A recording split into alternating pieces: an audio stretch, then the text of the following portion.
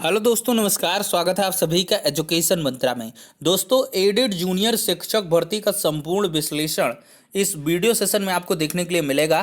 कैसे बनेगी merit, BEd BTC कौन होगा मान्य, आयु, फीस, वेतन, टीटी, पाठ्यक्रम पैटर्न, नेगेटिव मार्किंग, मैनेजमेंट की जॉब है, सरकारी है कि नहीं, passing marks, EWS reservation, subject combination, 50% graduation बाध्यता, लाखों छात्र कैसे हो जाएंगे बाहर, जाति, निवास, पीएच, रिजर्वेशन, लिखित परीक्षा, रिजल्ट, फाइनल नियुक्ति आदि का संपूर्ण और सटीक विश्लेषण आपको एक ही वीडियो में मिल जाएगा। तो चलिए दोस्तों, बिना किसी देरी के वीडियो सेशन को यहाँ पे स्टार्ट करते हैं। और फर्स्ट ऑफ ऑल हम बात करेंगे कि ये मैनेजमेंट की जॉब है और की सरकारी जॉब है। देखिए दोस्तों, ये अशासकीय सहायता प्राप्त स्कूल होते हैं। मतलब मैनेजमेंट का इसमें प्रेशर तो रहता है, मैनेजमेंट हर एक चीज़ें यहाँ पर अपने तरीके से करते हैं, लेकिन यहाँ पर ये चीज़ें होती हैं कि गवर्नमेंट की जॉब है ये, ठीक है, गवर्नमेंट की ही जॉब है। अर्ध सरकारी टाइप का इसको कह सकते हैं, सेमी गवर्नमेंट टाइप का कह सकते हैं, लेकिन ये है कि पूरी तरीके से गवर्नमेंट जॉब है। लेकिन क्या है कि जो पहले का हस्तक्षेप रहता था वो बहुत हद तक योगी सरकार के द्वारा खत्म किया जा चुका है। पहले क्या होता था कि मैनेजर और बीएसए या और कुछ लोग मिल करके कमेटी के मेंबर आपका रिक्रूटमेंट कर लिया करते थे, उसमें लूट घसोट हुआ करती थी, काफ़ी पैसे लिए जाते थे अभ्यर्थियों से। तो ये सारी चीज़ें अब ख़त्म हो गई हैं, राज्य सरकार ने इसको अपने अंदर ले लिया है। फाइनली इसमें बीएसए का भी कोई हस्तक्षेप नहीं बचा है, ये निदेशालय से भर्ती आपकी कंडक्ट होगी। तो प्योरली गवर्नमेंट जॉब है, इसको लेकर बिल्कुल भी कंफ्यूज ना हो, ठीक है। लेकिन अगर कार्य क्षेत्र की बात करें तो थोड़ा सा मैनेजमेंट का इसमें प्रेशर रहता है। तो चलिए दोस्तों, अब मैं बात करूंगा आखिरकार ये परीक्षा क्यों लाई गई है। देखिए, पहले क्या होता था कि प्योरली ये लोग अपने हिसाब से चयन कर लेते थे इंटरव्यू के माध्यम से, लेकिन अब योगी सरकार ने क्या किया है कि लिखित परीक्षा और आपके एकेडमिक दोनों का जोड़कर जो मेरिट बनेगा उसके आधार पर फाइनली सिलेक्शन होगा, ठीक है। मेरिट कैसे बनेगी मैं आपको बता दूं। अब इसमें बात की जाए दोस्तों तो आपका 40% जो है वो एकेडमिक का ऐड होगा और 60% आपका रिटन एग्जाम का ऐड होगा। परसेंट का परसेंटेज काउंट होगा, ध्यान रखिएगा। जैसे हाई स्कूल का 10% लेंगे, जो कितने प्रतिशत है, मान लिया 80% है तो 80 का 10% मतलब 8 आपके गुणांक बनेंगे हाई स्कूल से। इसी तरह इंटरमीडिएट और ग्रेजुएशन, फिर इसके बाद BEd, BTC, DElEd, BElEd, DEd जो भी आपने कर रखा है सब कुछ मान्य है, उसका एग्रीगेट मार्क्स का जो परसेंटेज आएगा उसका 10%। तो इस तरह से एकेडमिक्स आपकी 40% बनेगी। और फिर जो आपका रिटन एग्ज़ाम है उसमें कि आपके जितने प्रतिशत आएंगे, मान लिया आपके 60% नंबर आए, चूंकि 150 नंबर की परीक्षा होगी तो 60% इसका 90 मार्क्स होगा, तो 60% का 60% लेंगे तो मतलब 36 आपका लिखित परीक्षा से गुणांक बन जाएगा। तो इस तरह से जोड़ के फाइनल मेरिट बनेगी, जैसा कि आपका प्राइमरी का टेट सुपर टेट होता है, तो उसके अकॉर्डिंग ये भी पूरी तरीके से सुपर टेट है। इसको हम नाम भी दे दिए हैं जूनियर सुपर टेट, ठीक है। अब इसमें बीएड बीटीसी कौन मान्य होगा, इसको लेके बिल्कुल कंफ्यूज ना हो। बीटीसी वाले थोड़े से स्लाइटली कंफ्यूज्ड हैं कि सर 6 to 8 में हम लोग कैसे, 1 to 5 में। तो देखो भाई, सब कुछ होता आया है, अभी तक सब कुछ मान्य है, ठीक है। बीएड बीटीसी सब 6 to 8 के लिए अप्लाई करते हैं, और बशर्ते इस भर्ती में आप तभी अप्लाई कर पाओगे जब आप जूनियर लेवल का टेट उत्तीर्ण हो, ठीक है। जो जूनियर लेवल का होता है पेपर 2 जिसको कह लें सी टेट का या यूपी टेट का पेपर 2 कब का है। देखिए, रिजल्ट जो आपका आता है उससे 5 साल तक यूपी टेट मान्य होता है और सी टेट उससे 7 साल तक। तो ऐसे में अगर आपका जो टेट है वो आवेदन की अंतिम तिथि क्या कह लें, वो कह ले, हाँ बिल्कुल, आवेदन की अंतिम तिथि तक अगर आपका टेट वैलिड है तो आपका वैलिड हो जाएगा, भले वो जाके क्या करें कि अप्रैल में आपका इनवैलिड हो जाए, ठीक है, 5 साल का एक्सटेंड हो जाए। कंफ्यूजन ना रखिएगा, आपका वैलिड आराम से भर सकते हैं, जैसे यूपी टेट 2015 का ये इशू आ रहा है, ठीक है। अब दोस्तों हम बात करेंगे एज की। एज क्या है 21 to 40 इसमें ईयर्स काउंट होगी, 21 से 40 वर्ष तक। और कैटेगरी वाइज इसमें रिलैक्स भी प्रोवाइड करेगा, जैसे पीएच का रिलैक्सेशन मिलता है, और SC ST का शायद 5 ईयर्स का है, तो उन सबको मिलता है। ठीक है, उसमें कोई इशू नहीं है। और आवेदन जो है उसकी फीस 750 रुपये यहाँ पर देखने के लिए मिल रही है। आज शाम तक आपको डिटेल्ड नोटिफिकेशन भी मिल जाएगा, उसमें और सारी चीज़ें क्लियर हो जाएंगी। टीटी आपका जूनियर लेवल का होना चाहिए, चाहे सीटेट हो चाहे यूपीटेट हो, डजेंट मैटर। ठीक है, पाठ्यक्रम की बात करूं तो सिलेबस जो है आपका पहले ही जारी किया जा चुका है। जो प्रथम प्रश्न पत्र होगा वो सबके लिए कॉमन रहेगा। ठीक है, 50 अंक का होगा और सबके लिए कॉमन रहेगा। और इसके बाद जो आपका पेपर के अंदर ही खंड खा होगा, उसमें आपके सब्जेक्ट के 100 क्वेश्चन रहेंगे, जिसमें भाषा रहेगी, गणित रहेगा, विज्ञान रहेगा और सामाजिक विज्ञान रहेगा। ठीक है, अब इसमें सब्जेक्ट कॉम्बिनेशन पर हम लोग बढ़ जाते हैं। देखिए, मेरे अकॉर्डिंग तो ये लग रहा है सब्जेक्ट कॉम्बिनेशन यहाँ पर देखने के लिए नहीं मिलेगा।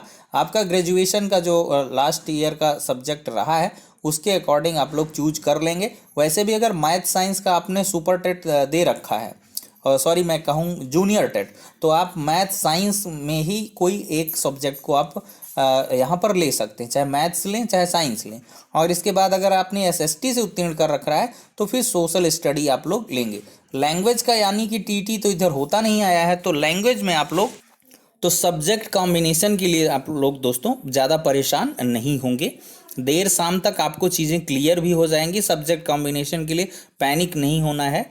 जो आपने TT दे रखा है उसी के आधार पर आपको, मैथ साइंस से हैं तो मैथ या साइंस ले लेना, SST से हो तो SST ले लेना, अदरवाइज आप लोग लैंग्वेज से हैं तो लैंग्वेज का ले सकते हैं। लैंग्वेज वालों के लिए कॉमन रहना है, चाहे हिंदी, इंग्लिश, संस्कृत में से कोई लैंग्वेज आप चूज कर सकते हैं, बशर्ते वो ग्रेजुएशन का फाइनल ईयर अगर रखते हैं तो रखते हैं, अदरवाइज कोई कुछ भी ले सकता है। ठीक है, क्योंकि ज़्यादा सब्जेक्ट कॉम्बिनेशन पर चीज़ें आती हैं तो TGT में बड़ा लफड़ा चल जाता है, PGT में, तो इस वजह से इन चीज़ों से इसमें मुझे लगता है दूरी बनाए रखेंगे।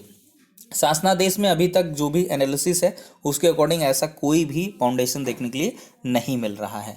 अब देखिए दोस्तों, क्या है कि यहाँ पर जाति निवास की बात कर लें। जाति निवास PH कोटे के जो भी सर्टिफिकेट हैं वो आपके आवेदन के पहले के हों तो सो फार सो गुड है, बेस्ट रहेगा। ठीक है, आवेदन का अंतिम तिथि जो होगा वही आपके लिए श्योर अनसर्टेन है, तो आप लोग पहले से बनवा लिए हैं तो बहुत अच्छी बात है। नहीं बनवाए हैं अभी मौका है, 1 से 2 दिन में बन जाएगा, कोई ऐसी प्रॉब्लम नहीं है। लिखित परीक्षा की बात करें तो ऑब्जेक्टिव इन नेचर आपका एग्ज़ाम होने वाला है, और ये जो लिखित परीक्षा है आपकी 18 अप्रैल को होगी। 18 अप्रैल को लिखित परीक्षा होगी और 18 मई को जो आपका रिजल्ट है वो आ जाएगा, और जून वगैरह में काउंसलिंग करवा के और कि फाइनल आपकी जो अपॉइंटमेंट है वो जुलाई में फिक्स हो जाएगी। तो दोस्तों, यहाँ पर जो 50% ग्रेजुएशन की बाध्यता है वो रखी गई है। अगर आप बीएड कैंडिडेट हैं, बीएड कर रखे हैं, तो आपका ग्रेजुएशन में 50% होना चाहिए। यदि नहीं है तो फिर आपके लिए प्रॉब्लम है। शासनादेश के अकॉर्डिंग या नियमावली के अकॉर्डिंग आप लोग बाहर हो जाएंगे। ऐसे में लाखों छात्र परेशान हैं और इन पर जो खतरा है वो मंडरा भी रहा है।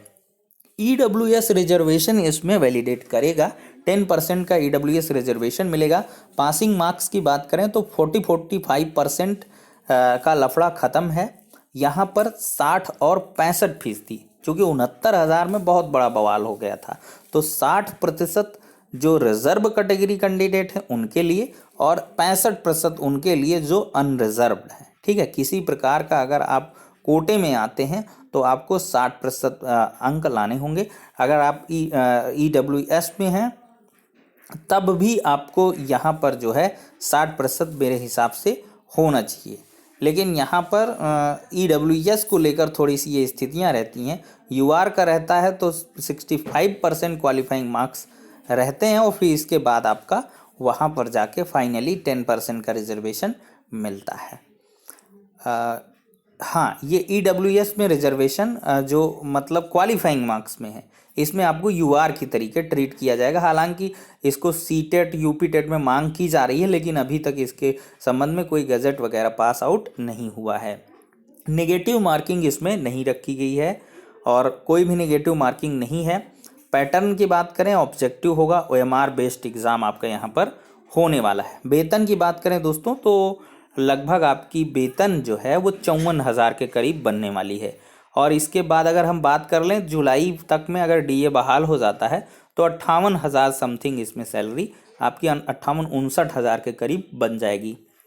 ठीक है, तो 4600 ग्रेड पे की जॉब है। और प्राइमरी के बहुत सारे टीचर ऐसे हैं जो लगातार सवाल करते रहते हैं कि सर इसमें हम लोग जाएं कि न जाएं।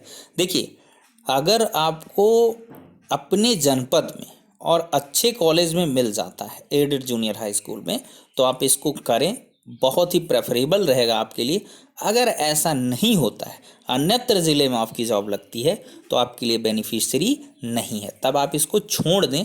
क्योंकि इसमें मैनेजमेंट की जॉब है, थोड़ी सी आपको, जो आप लोग पहले से टीचर हैं जैसे परिषदी में हो गए 69,000 वाले, तो उनके लिए उतना प्रेफरेबल नहीं है। लेकिन हाँ, अगर आपके ज़िले का है और पास का मिल जाता है, बढ़िया स्कूल है, तो आप लोग कर सकते हैं बेफिक्र होकर के, चूँकि 10 से 12,000 सैलरी आपको ज़्यादा इसमें मिलने वाली है। अब यानी कि प्रधानाचार्य की बात कर लें तो प्रधानाचार्य पोस्ट के लिए बहुत ही बेहतर है। 4800 ग्रेड पे की जॉब है, काफ़ी ज़्यादा हैंडसम सैलरी मिलेगी। और साथ ही साथ 5 वर्ष का जो अध्यापन अनुभव है वो मांगा गया है। ठीक है, 5 वर्ष आप किसी भी मान्यता प्राप्त स्कूल में पढ़ाए हों, 5 साल का एक्सपीरियंस है। और साथ में प्रधानाचार्य के लिए भी टेट आपको जूनियर का उत्तीर्ण होना चाहिए, उसके लिए एकदम कंफ्यूज नहीं होंगे। तो मेरे ख्याल से अब सारे के सारे क्वेश्चन या डाउट जो है वो क्लियर हो गए होंगे।